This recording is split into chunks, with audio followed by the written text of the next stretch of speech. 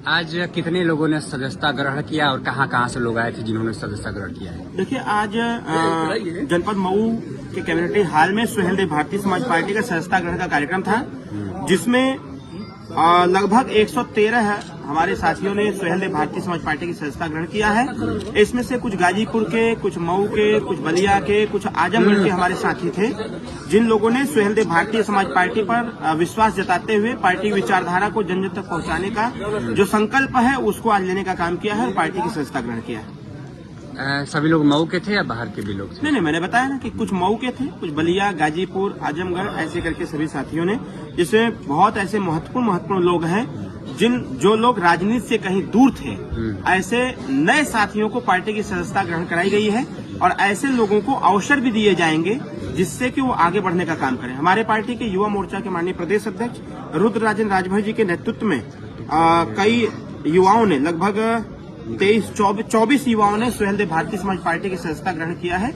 इन लोगों को एक अच्छा अवसर भी हम आगे देंगे जिससे वह राजनीति में आगे बढ़ सके और समाज के लिए भी कुछ कर सके। सर, कल देखा जा रहा था तो आपका एक सेना का गठन हुआ है, क्या है उसका महत्व, काम है? हाँ। देखिए, राष्ट्रीय सुहेलदेव सेना हमारी पार्टी की एक सेकंड श्रृंखला है, जिसमें हम अपने जो 18 साल के युवा हैं उनको हम सामाजिक, शैक्षणिक, राजनैतिक और आर्थिक विकास कैसे होगा, समाज में समता, स्वतंत्रता, बंधुत्व, न्याय कैसे स्थापित होगा, समाज शिक्षित कैसे होगा, संगठित कैसे होगा, रोजगार कैसे उसको प्राप्त होगा, इन सारी चीजों को पूरा करने के लिए हमने एक राष्ट्रीय सुहेलदेव सेना एक प्लेटफॉर्म बनाया और राष्ट्रीय सुहेलदेव सेना के माध्यम से हम जनमानस तक, उनको जनता तक भेजते हैं और भेज करके जो बच्चे 14 साल, 15 साल, 16 साल, 18 साल, 20 साल के हैं, जो दिशा विहीन है, जिनको सही रास्ता नहीं मिल पाता है, ऐसे लोगों को वो मोटिवेट करते हैं और जो आरएसएस की हमारी टीम होती है उसको मोटिवेट करने का काम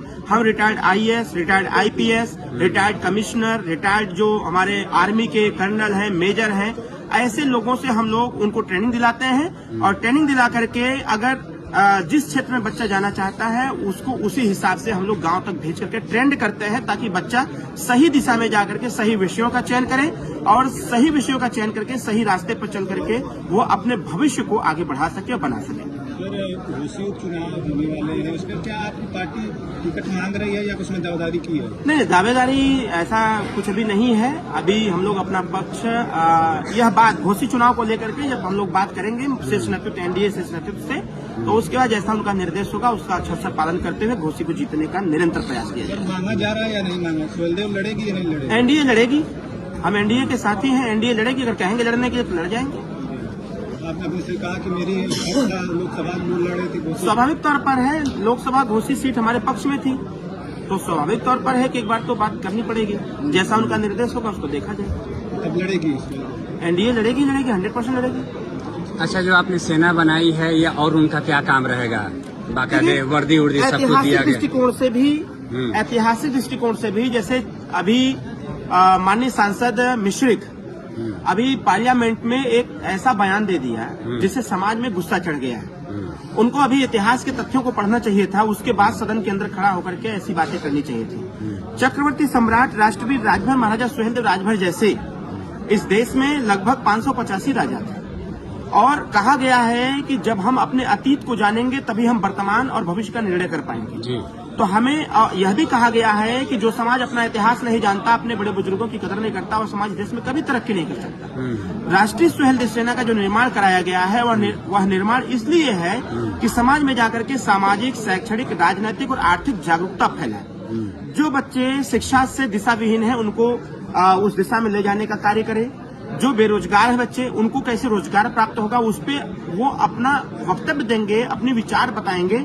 और जो हमारी राष्ट्रीय सुहेलदेव सेना की जो टीम है उस टीम को भी हम लोग ट्रेंड कराते हैं।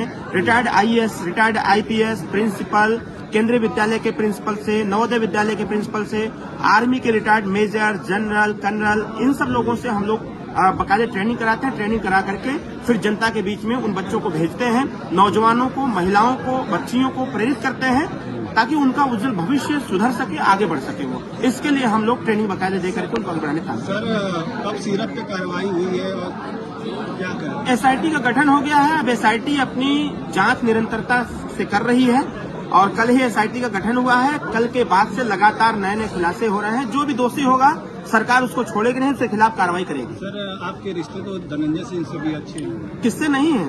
तो बाबूजी हमारे तो हमेशा कहते हैं किससे नहीं है। बशर्ते बात यह है कि कौन किस काम में इन्वॉल्व है, इसका निर्धारण करने का काम सरकार का है, कानून का है। और बाबूजी मंत्री हैं, पार्टी के राष्ट्रीय अध्यक्ष हैं, देश में एक अपना अलग पहचान रखते हैं, तो हर कोई चाहेगा कि उनसे जुड़े रहें। अब कोई आए फोटो खिंचाए जाए, उससे क्या हम लोग कर सकते हैं? वो भी तो आरोपी हैं उसी में। तो आरोपी हैं तो सरकार उनको जेल भेज दे। हम कहाँ रोकने जा रहे हैं कि मत भेजा। हम तो कहते हैं जे दोषी हो के जेल भेजा।